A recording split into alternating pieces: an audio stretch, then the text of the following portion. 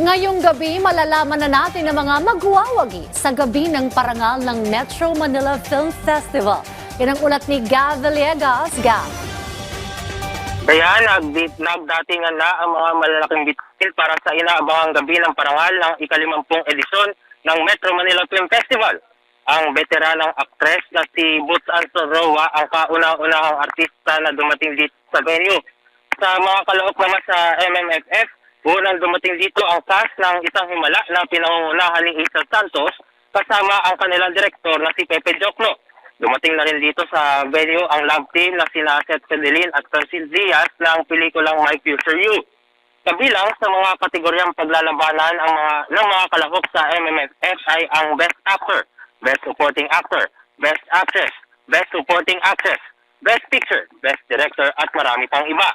Maliban sa My Future You at Isang Himala, ang mga kalahok sa MMFF ngayong taon ay ang pelikulang The Kingdom na pinagbibidahan ni Vic Soto, Lolo Pascual, Sid Lucero at Sue Ramirez.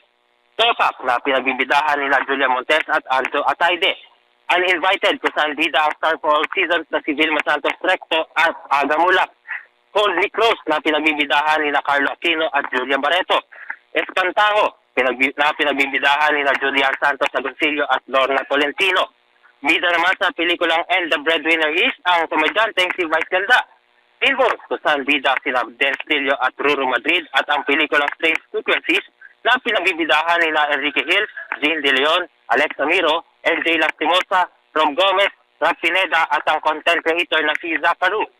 Nauna nang hinimok ni Paolo Ferdinand R. Marcos Jr. ang mga kababayan natin na suportahan at ang pilikin ang mga pelikulang kalahok sa MMFF at magkaisa para ipagdiwang ang sining at kultura ng pelikulang Pilipino.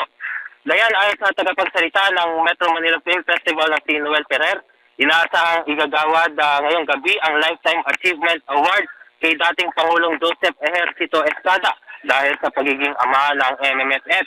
At mamayang alas 8 ngayong gabi ay i-anunsyo na ang mga nagwagi sa ika-50 edisyon ng Metro Manila Film Festival. At yan muna latest mula rito sa Parañaque City. Balik sa Dayan. Maraming salamat, Gav Villegas.